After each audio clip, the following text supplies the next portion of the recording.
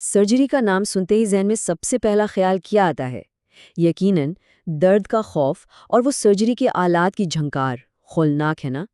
لیکن پھر ایک کمال ہوتا ہے، سرجری ختم ہو چکی ہوتی ہے اور کسی قسم کی کوئی تکلیف محسوس نہیں ہوتی۔ تو اس تجزیے میں ہم گہرائی تک جائیں گے اور دیکھیں گے کہ یہ حیرت انگیز طبی عمل، جسے اینستھیزیا کہتے ہیں، اصل میں کیسے کام کرتا ہے۔ یہ واقعی ایک بڑا سوال ہے کہ اتنے بڑے اور پیچیدہ آپریشنز کے دوران مریض کیسے گہری نیند سوتے ہیں اور پھر بالکل درد کے بغیر کیسے جاگ جاتے ہیں۔ یہ جدید میڈیکل سائنس کا ایک ایسا زبردست معجزہ ہے جو ہر روز ہسپتالوں میں دہرایا جاتا ہے۔ آخر ان سرجیکل پردوں کے پیچھے چل کیا رہا ہوتا ہے، یہ جاننا ہر اس انسان کے لیے بہت ضروری ہے جو کسی سرجری کے مرحلے سے گزرنے والا ہو، تاکہ دل سے ہر طرح کا خوف ختم ہو سکے۔ وہ مشہور کہاوت تو سب نے ہی سن رکھی ہوگی، نو پین نو گین، یعنی کچھ پانے کے لیے کچھ کھونا یا درد سہنا پڑتا ہے۔ لیکن میڈیکل سائنس کے ان ہیروز کے ہاں یہ اصول بالکل الٹ جاتا ہے۔ ان کا تو واحد مقصد ہی یہ ہے کہ کوئی درد نہ ہو، بس مکمل سکون ہو۔ پہلا حصہ، بغیر درد کی سرجری کا معجزہ۔ تو یہاں سب سے اہم بات یہ ہے کہ اینستھیزیا کوئی عام سی نیند نہیں ہے، بالکل نہیں۔ یہ ایک انتہائی پیچیدہ اور بہت احتیاط سے کنٹرول کی گئی ایک عارضی طبی حالت ہے۔ اس میں بیک وقت 3 چیزیں ہو رہی ہوتی ہیں: ایمنیزیا یعنی سرجری کے دوران کی کوئی یادداشت نہ رہنا، انالجیزیا یعنی درد کا بالکل ختم ہو جانا، اور پٹھوں کا اس حد تک پرسکون ہو جانا کہ کوئی غیر ارادی حرکت نہ ہو۔ یہ ساری چیزیں مل کر ایک بے حد محفوظ ماحول بناتی ہیں۔ دوسرا حصہ، اندیکھا طبی محافظ۔ اب ذرا بات کرتے ہیں اس ماہر ڈاکٹر کی جسے اینستھیٹسٹ کہا جاتا ہے۔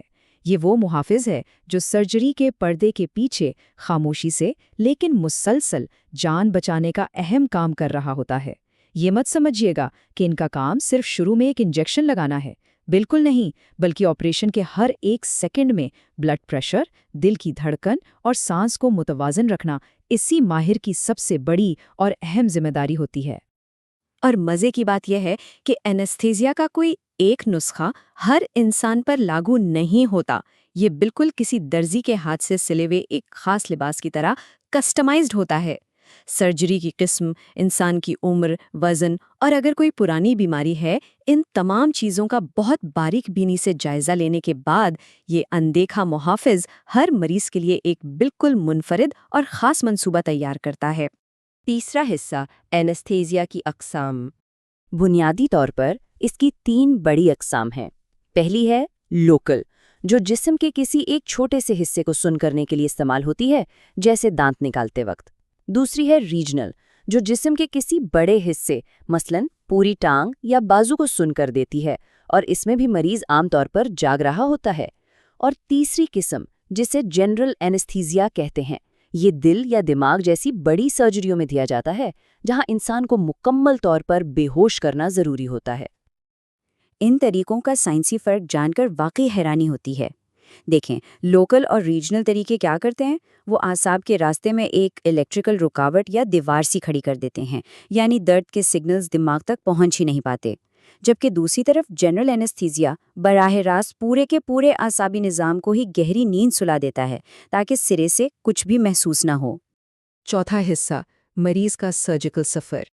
ایک مریض کے لیے یہ پورا طبی سفر 3 نہایت منظم مراحل میں بٹا ہوتا ہے۔ پہلا مرحلہ انڈکشن یعنی نیند کی شروعات، دوسرا مینٹیننس یعنی اس بے ہوشی کو مسلسل برقرار رکھنا، اور تیسرا ایمرجنس یعنی سرجری کے بعد حفاظت سے ہوش میں واپس لانا۔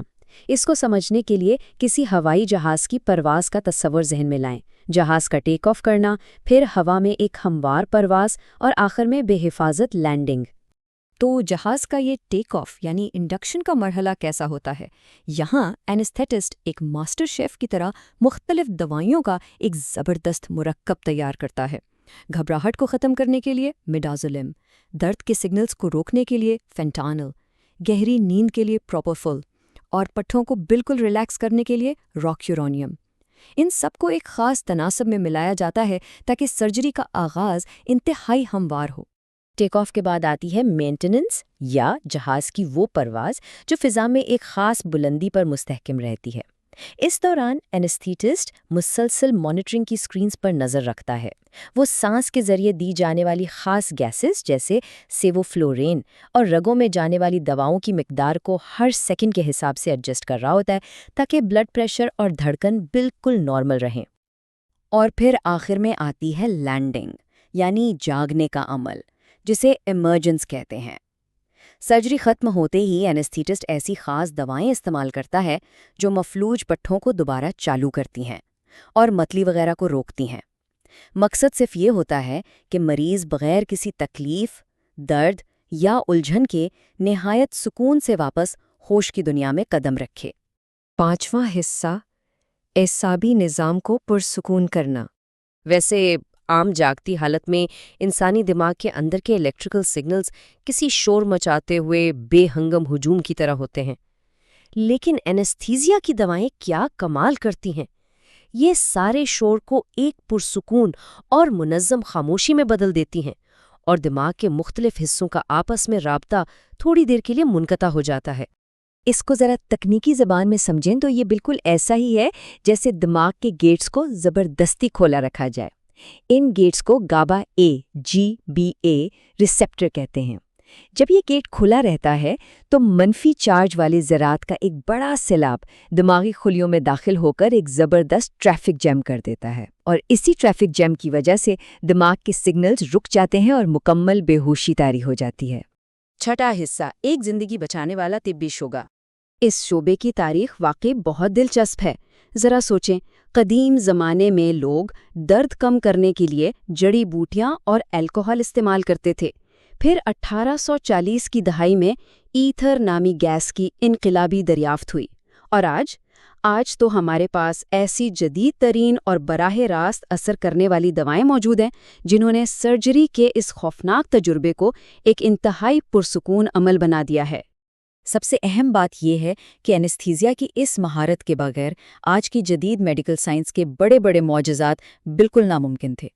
بچوں کی محفوظ پیدائش کے لیے سی سیکشنز ہوں، دل کی بند شریانیں کھولنا ہوں، یا جگر اور گردے جیسے اعضاء کی پیچیدہ پیوند کاری، یہ سب صرف اور صرف اسی لیے ممکن ہے کیونکہ ایک ماہر اینستھیٹسٹ پس پردہ درد کو پوری طرح کنٹرول کیے ہوئے ہے۔